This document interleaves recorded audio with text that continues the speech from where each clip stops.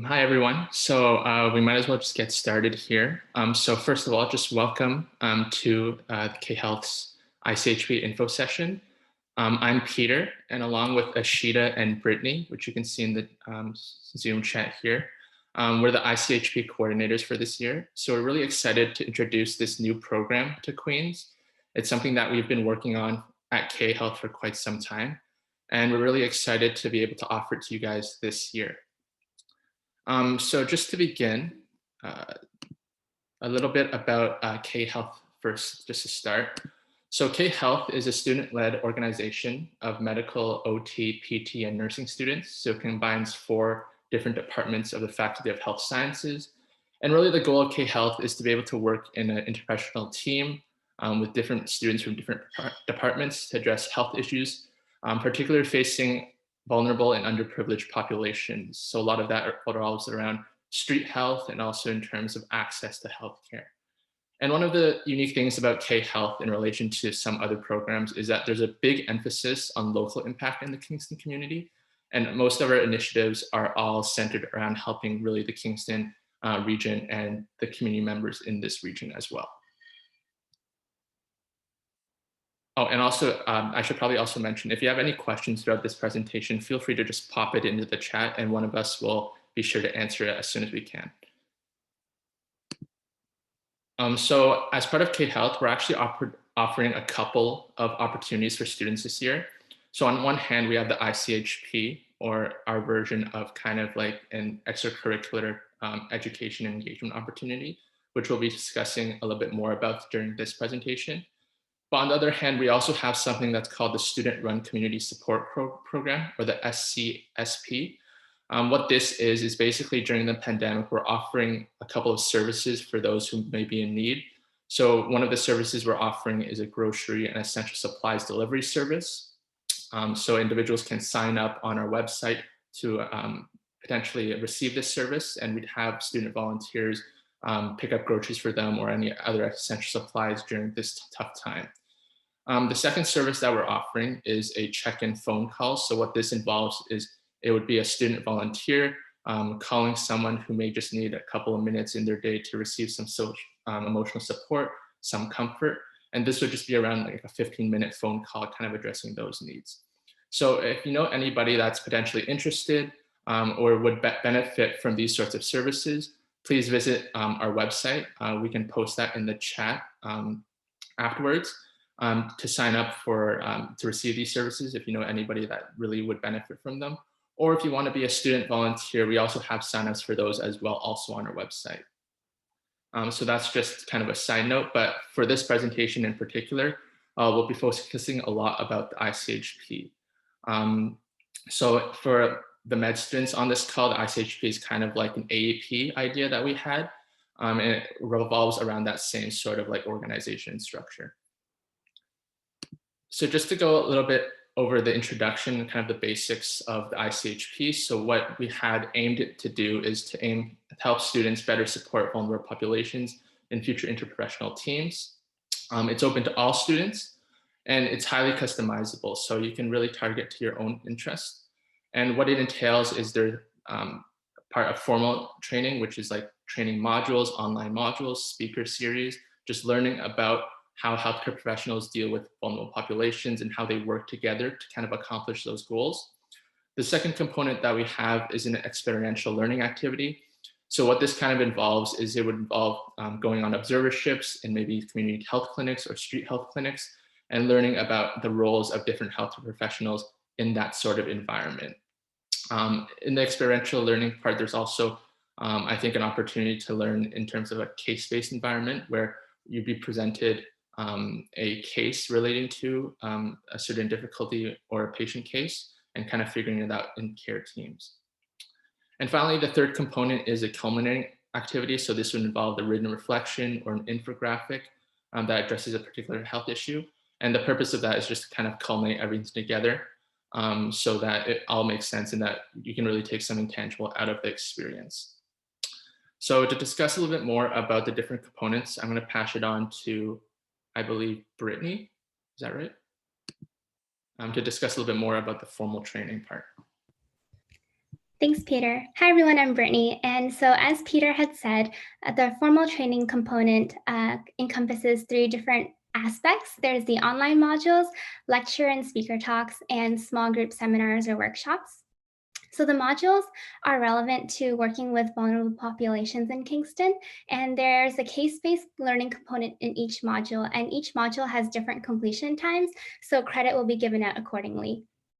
And then in terms of lectures, speaker talks, small group seminars, and workshops, they're all led by faculty, healthcare professionals, or members of the community. So we really get perspectives from people all over our community. In the next slide, you'll see on the left, there's a sample of module topics. So we have modules on LGBTQ health, on Indigenous health, anger management, on opioids, refugee, and recent immigrants. So you see that we have a large variety of module topics. And on the right-hand side, you'll see a graphic of a speaker series event that we recently hosted in November, And the talk in November was about how healthcare professionals can support people experiencing homelessness. So you see another example of us discussing a different type of vulnerable population over there. The second component is the experiential learning component, and as part of the ICHP, you'll have to complete 8 hours of this.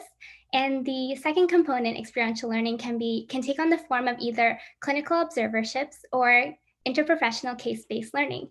And in observerships, they're usually organized by KHealth, and they're held at community health clinic settings, where students will go out into the community and learn to work with healthcare professionals. And the second aspect, interprofessional case-based learning, students will be put into teams and will work together to discuss case studies. And we'll have volunteer standardized patients to facilitate each case. And I will pass it on to Ishita to talk about the third component. Thanks, Brittany. Hi, everyone. I'm Ishita. So the third and the final component of the ICHP is the culminating activity. So this is about 5 hours, will require about 5 hours of your time. And as Peter had said, this is kind of meant to be completed closer to the end of your requirements. And it should demonstrate what you have learned from the program in its entirety and how what you've learned will help you in your future career as a healthcare professional. So for this component, we have 3 options available. At least one of them must be completed, but you're welcome to do more than one if you wish. So the first option is a group case competition. This is not yet available this year, but essentially what it's going to eventually look like is it's going to involve teams of students across all of the different schools. So medicine, nursing, OT, and PT coming together to present their approach on a complex clinical or community health case. And these presentations will be judged by faculty across the schools, and a winner will be selected. So this is something that we're currently working on developing, and we'd love it if you keep an eye out for this in the future. The second option for the culminating activity is an educational infographic. So for this, we'd like you to pick a health topic that is relevant to the Kingston community and to create a 1-page visually appealing and evidence-based infographic on that specific topic. And then the last option is a written reflection. This is when we'd like to ask you to reflect on your experiences with the ICHP program. Tell us what you learned, how you plan on using it in the future. And also, this is an opportunity for you to provide feedback to us on how we can make the program better for future cohorts. There will also be an opportunity with the written reflection to potentially publish it in the Queen's Medical Review. And this is something that we'd strongly encourage participants to pursue. Next slide, please. So on the left-hand side, we just have an example of the sort of infographic we'd love to see. So something that is really well researched and really easy on the eyes, but also something that's accessible and easy to understand by the general public. And then on the right-hand side, we have the requirements for the written reflection. So it's nothing like too cumbersome. It's only 500 words, but we'd really love to see some deep insight into your views on community health and or the importance of interprofessional collaboration. Next slide, please. So in summary, this is kind of an overview of what the complete ICHP will look like with its three major components: the formal training component, the experiential learning component, and then the culminating activity component. And we've just spent some time talking about how you can earn the requirements in each of these three components. So all students who complete these requirements will receive an ICHP certificate that they can include on their resumes. Next slide, please. So there is a caveat to this. So currently the full ICHP is still in development, and there are certain components that are not yet available. So I'd mentioned, for example, that, that the group case competition will probably not be available this year. And at the same time, we're also in the process of trying to get the ICHP recognized as an AEP. So this is something that only applies to the med students who are listening, but we're hoping that once this program is recognized, the medical students who complete the program requirements will receive a formal notation on their transcripts. So seeing as the ICHP isn't fully developed, for this year, we're trying to offer something slightly different. So we're offering a mini ICHP certificate for those of you who are interested in taking part in the program, but cannot or will not be able to engage in it once all of the components are up and running sometime in the future. So for this mini version, we're only requiring completion of 2 out of 3 of the components. So we're requiring that people by the end of this year, or that participants by the end of this year, complete 5 hours of formal training. And this can be by attending speaker talks, by completing modules, or doing some combination of the two. And then the second component that we're asking be completed is a culminating activity. And this will either be the infographic or the written reflection. And those of you who complete these two components will earn the mini ICHP certificate that indicates that you were involved in this experience. We also recognize that there might be some students, perhaps some students who are in their first year, who would like to start the ICHP this year, but then want to continue with the entire program once all of the components are offered. If that is the case, you will have the option of transitioning the mini ICHP certificate into the complete version in later years. Next slide, please. So I'll just let Brittany tell you guys about how to sign up. Yeah, I can talk a little bit more about this year's mini ICHP. So if you're wondering why you should sign up, the ICHP is really, really unique in that it is highly customizable, as Peter had mentioned. You get to learn at your own pace. You get to watch the modules when you want to, attend the speaker talks that you'd like to. Basically, there's a lot of flexibility for you to choose whatever you'd like.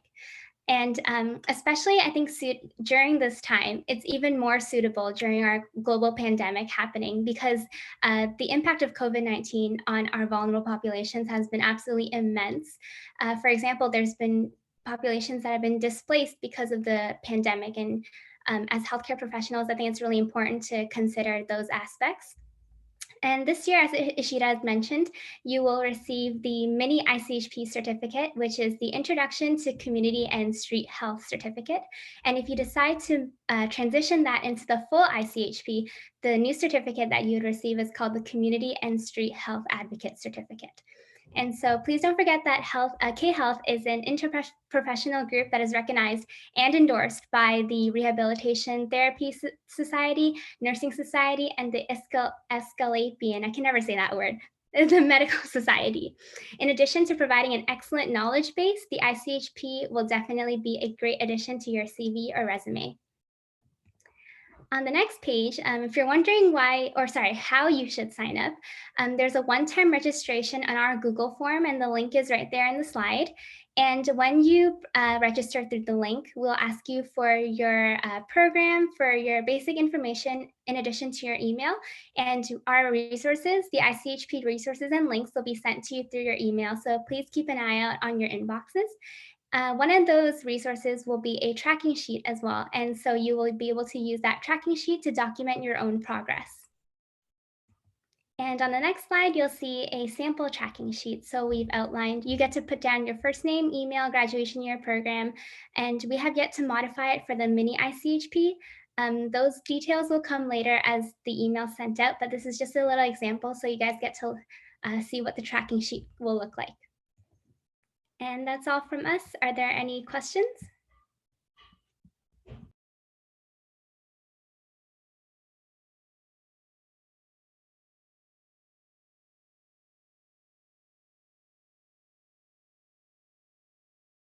Sorry, just to mention, the talk is going to be recorded and posted, and also we're going to post the slides on the event page as well. So you guys will have that available to you guys.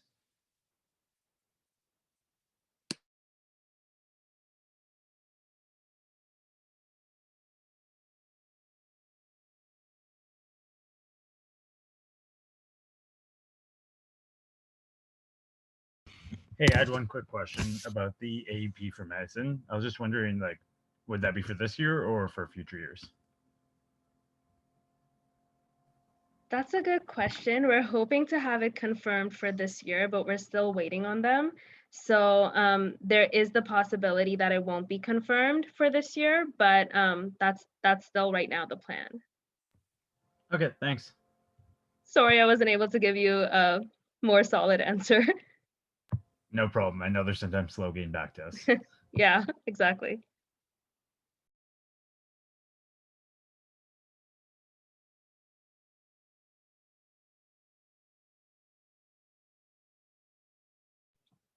Well, if there are no other questions, thank you all so much for coming. We'll make all of this information available, and please reach out at any time if you have questions later on.